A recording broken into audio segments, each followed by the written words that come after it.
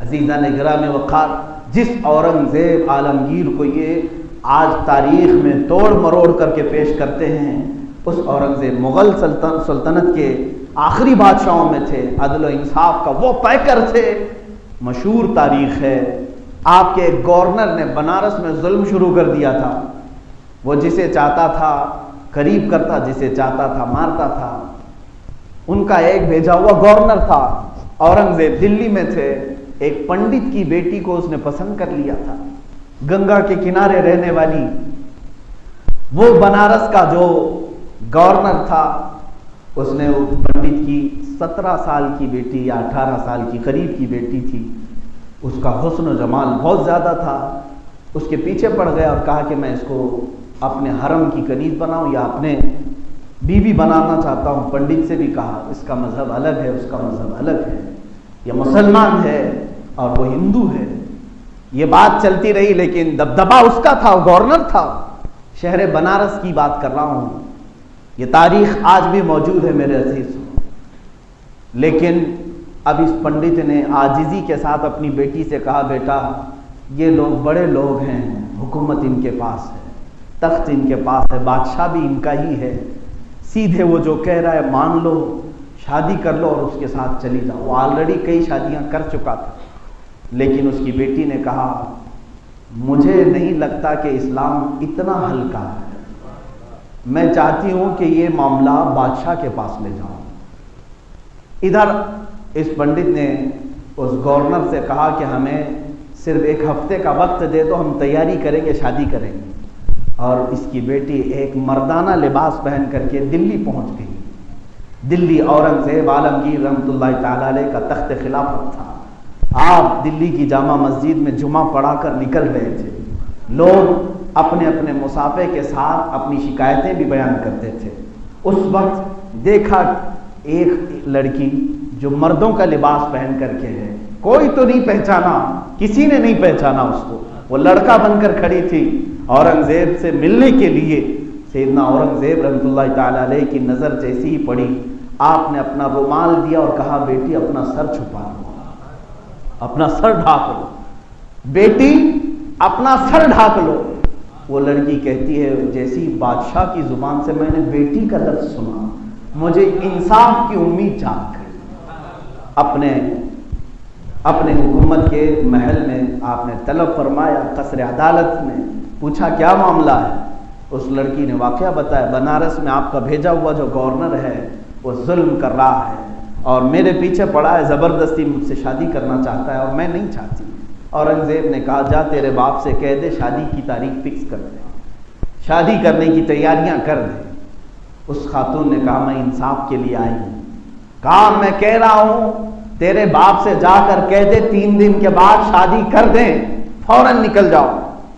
وہ لڑکی روتے روتے واپس بنارس آئی۔ پنڈت نے پوچھا کیا ملا انصاف؟ کیا میں نہیں کہتا تھا کہ حکومت ان کی ہے، تخت ان کا ہے، طاقت ان کی ہے؟ وہ لڑکی کہتی ہے پھر بھی مجھے امید ہے کہ اس نے مجھے بیٹی کہا ہے، بادشاہ نے مجھے بیٹی کہا ہے۔ 3 دن کے بعد شادی تاریخ ہو گئی اور ادھر وہ گورنر اپنے حواری مواریوں کو لے کر ڈولی لینے کے لیے آیا۔ بارات لے کر جیسے اس کے گھر آئے، یہ دلہن بن کر سج کر کے گھر سے نکلی، روتی ہوئی جا رہی تھی۔ راستے میں وہ پیسے لٹا رہا تھا، راستے میں ایک فقیر آیا اور اس گورنر سے کہا کہ میں تم سے کچھ بات کرنا چاہتا ہوں۔ اس گورنر نے کہا کیا بات ہے؟ آج ہماری شادی کا دن ہے، عیش کا دن ہے، ہم بات نہیں کرتے۔ اس فقیر نے اپنی گدڑی اتاری تو دیکھا وہ اورنگزیب تھی، بیچ راستے میں اس کو کھینچا، اسی ڈولی پر سے، اسی گاڑی پر سے نیچے اتارا اور کہا کہ تو نے یہاں پر میرے حکومت کے عدل کو داغ لگایا ہے، تیری شکایت لے کر کے ایک بچی اگر دلی تک پہنچ سکتی ہے تو تیرا زندہ رہنا کسی کام کے لائق نہیں ہے۔ اس بنارس کی سرزمین پر تو نے ظلم کی تاریخ رقم کی ہے۔ وہیں سے اسے جلاد کے حوالے کیا اور لوگ اسے گرفتار کر کے بادشاہ کے سپاہی لے گئے اور اس دلہن کی ڈولی واپس اپنے گھر آئی۔ اس کی خوشی کی انتہا نہ تھی اور پنڈت بھی دیکھتا رہا۔ اورنگزیب کو اس نے بلایا۔ یہ میں آپ کو بتا رہا ہوں ہندوستان کی تاریخ، انڈیا کی تاریخ، بھارت کی تاریخ۔ उस पंडित ने अपने घर बुलाया, औरंगजेब तशरीफ लाए, आम लिबास में आए थे। जैसे ही घर में आए तो कहा कि मुझे एक मुसल्ला दे दो, मैं 2 रकात नमाज पढ़ना चाहता हूँ, एक कपड़ा, पाक कपड़ा दे दो। उन्होंने एक पाक कपड़ा दिया, आपने उसी के एक कमरे में 2 रकात नमाज अदा की और निहायत ही बेताबी के साथ कहा, शिद्दत की प्यास है, अगर एक गिलास पानी पिला दो। उन्होंने पानी भी पिलाया। उस वक्त औरंगजेब रहमतुल्लाह ताला अलैह ने फरमाया, बेटी क्या तूने ये समझा था कि मैं अपने गवर्नर के साथ तुझे शादी की इजाजत दे दूंगा? कसम रब्बे जुल जलाल की, जिस वक्त तूने दिल्ली में मुझसे शिकायत की थी, कसम खा लिया था जब तक तुझे इंसाफ ना मिले पानी का एक कतरा भी हलक में ना डालूंगा। 3 दिन गुजर गए, मैंने पानी नहीं पिया है, पहला गिलास पानी का तेरे घर में आज मैंने पिया है। ये था इस्लाम का अदल और इंसाफ, जिसको हिंदुस्तान की तारीख आज भी याद रखती है। और उस पंडित ने देख करके उस दिन ये अहद किया कि मेरे घर इस्लामी बादशाह औरंगजेब ने अगर सजदा किया है तो ऐ बनारस वालों याद रखो, मैं पुजारी हूं, मैं ब्राह्मण हूं, मैं पंडित हूं, लेकिन ये वादा करता हूं कि जिस जगह औरंगजेब ने सजदा किया मैं अपने हाथों से यहां मस्जिद तामीर करूंगा। और वह मस्जिद तामीर हुई। गंगा के किनारे आज भी धरारा नाम की मस्जिद कायम है। इसकी तारीख जाकर पढ़ के देख लो, यह हिंदुस्तान की तारीख है। तुम कहते हो हम जुल्म किए हैं, अजीजा ने गिरामी बखार, हमने अपने सजदों से यहां अदल को फैलाया है। लोगों के दिलों ने मस्जिदें तामीर की हैं, लोगों के दिलों को जीत करके ये मीनारे बुलंद हुए हैं। किसी ने आज तक, मैं नहीं मानता कि किसी की गर्दन पर तलवार रख करके मस्जिद बनाई गई हो। अगर ऐसी मस्जिद कहीं बनी है तो उस मस्जिद में कहां की रूहानियत, कहां की रूहानियत? हम तो मस्जिदों में दिलों के सुकून के लिए आते हैं, दिलों के करार के लिए आते हैं, महज किसी के घर को तबाह करके। आप कहते हो किसी की जगह पर कब्जा करके मस्जिद बनाना। मसाइल शरिया आज भी किताबों में लिखे हुए मौजूद है।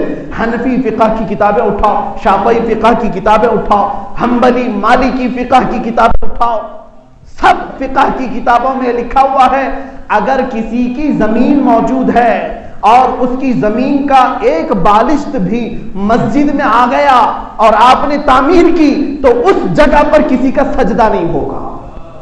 यह इस्लाम ने रखा है।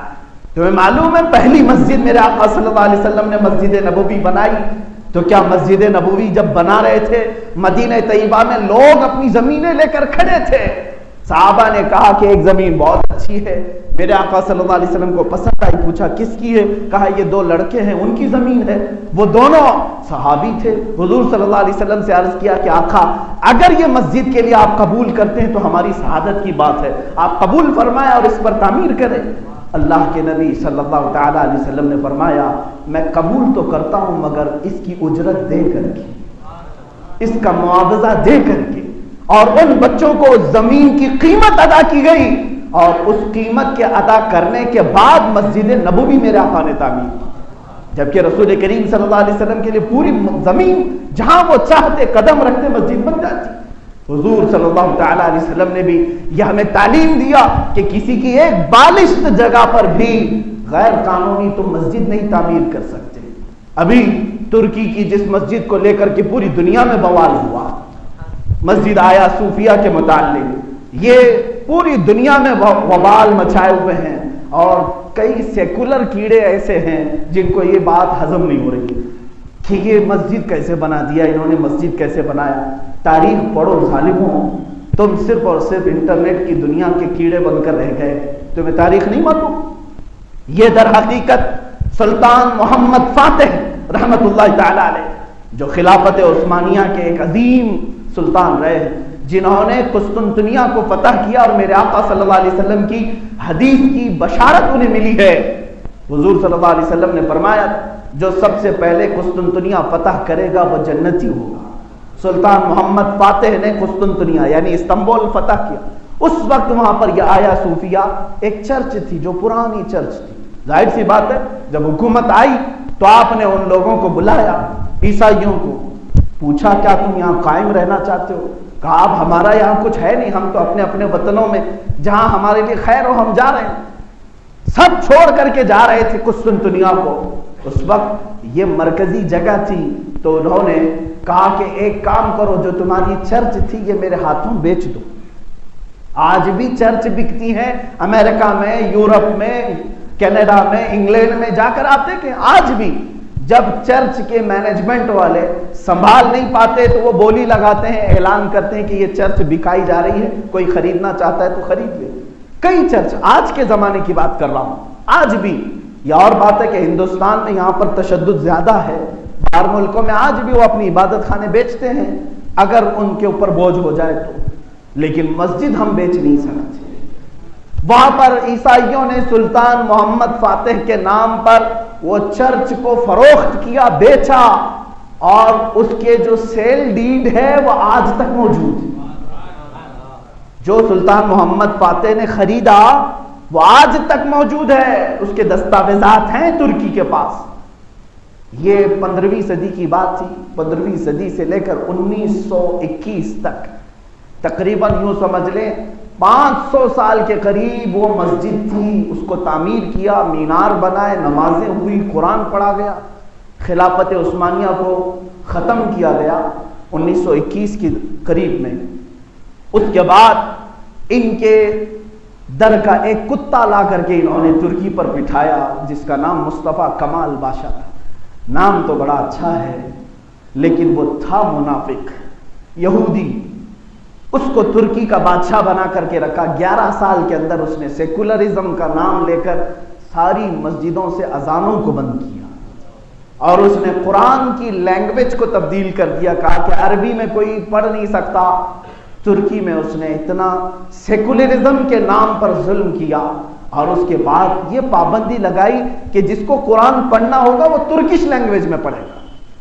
حجاب کو ختم، مدارس اسلامیہ نہیں چلیں گے، کہیں پر بھی مذہب کے نام پر کوئی بھی مدرسہ نہیں چل سکتا، علماء کو بند کیا گیا، قید کیا گیا۔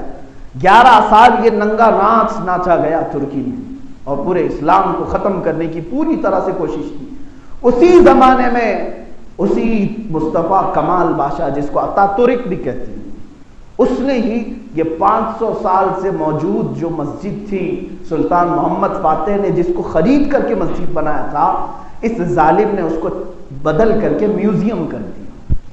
کہا کہ یہ مسجد نہیں رہے گی، یہاں اذان نہیں ہوں گی، کچھ بھی نہیں، ہاں اس کو میوزیم بناتے ہیں، بہت پرانی ہے، 2000 سال پرانی ہے، تو اس کو میوزیم بناتے ہیں، لوگ آئیں گے دیکھیں گے۔ وہاں سب آتے تھے، سیاح ہر قسم کے لوگ آتے تھے جوتے پہن کر کے۔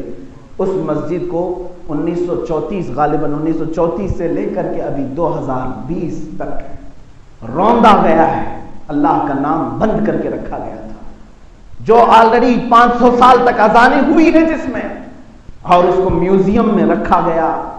آج وہاں کی بھی سپریم عدالت نے فیصلہ یہ سنایا کہ جو پرانی مسجد تھی اس کو مسجد میں کنورٹ کیا جائے، تو ترکی کے صدر نے یہ فیصلہ نافذ کیا اور پھر سے اس میوزیم کو ختم کر کے اپنی اصلی حالت مسجد بنائی۔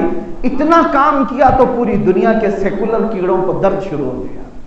تاریخ اگر میں بتاؤں، اسپین میں جاؤ 500 مسجدیں یہ چرچ بنا کر کے رکھے ہوئے ہیں۔ آج اسلام کی بڑی مسجد کرتبہ آج بھی وہ میوزیم بنا کر کے رکھا گیا، چند لوگوں کو نماز پڑھنے کی اجازت، باقی کوئی نہیں پڑھ سکتا۔ ہنگاریہ، بلغاریہ، یہ وہ کنٹریز ہیں جہاں آج ایک مسجد تو ترکی کے پڑوسی ملک کے اندر ہے، ہنگاریہ میں، وہاں پر اس مسجد کے مینار بھی ہیں، گنبد بھی ہے، سب ہے، آج بھی ہے، لیکن اس کو چڑیا گھر بنایا گیا اور ہاتھی اس میں باندھے جاتے ہیں۔ یہ دنیا کو نہیں نظر آتا۔ ایک مسجد ترکی میں انہوں نے واپس اپنی اصلی حالت پر کر دی تو ڈھنڈورا پیٹنے لگ گئے کہ میوزیم سے مسجد بنا دیا، میوزیم سے مسجد بنا دیا۔ ظالموں، تم نے 1000 سے زیادہ مسجدوں کو استبل بنا کر کے رکھا ہے۔ یہ ظلم کسی کو نہیں نظر آتا، ایک مسجد کے معاملے میں سب بھونکنے لگ جاتے ہیں۔ عزیزان گرامی وقار، میں صرف اور صرف اتنا کہنا چاہوں گا، آخری میرا میسج یہ ہے کہ 80 سال کے بعد بھی اگر کسی ظالم نے 1934 میں اگر اس نے مسجد کو میوزیم بنا دیا تھا تو رب تبارک و تعالیٰ نے اگرچہ دہائیاں گزر گئی انتظار میں ترکی کی عوام کے لیے، 8 دہائیوں کے بعد بھی اگر اذانیں گونج سکتی ہیں تو صرف اس وجہ سے کہ ترکی کی عوام نے اپنی نسلوں کو یہ ہمیشہ بتایا تھا کہ یہ اللہ کا گھر ہے، یہ اللہ کا گھر ہے، یہ اللہ کا گھر ہے۔ آج یہ عہد کرو اے مسلمانوں، اپنے ہر بچے کو بتا کر کے جاؤ گے، وہاں پر زمین پر جس طرح آج اعلان کر کے ظالموں نے اپنا بتکدہ بنانے کی کوشش کی ہے، اے میرے بیٹے وہ مسجد تھی، مسجد تھی اور مسجد تھی۔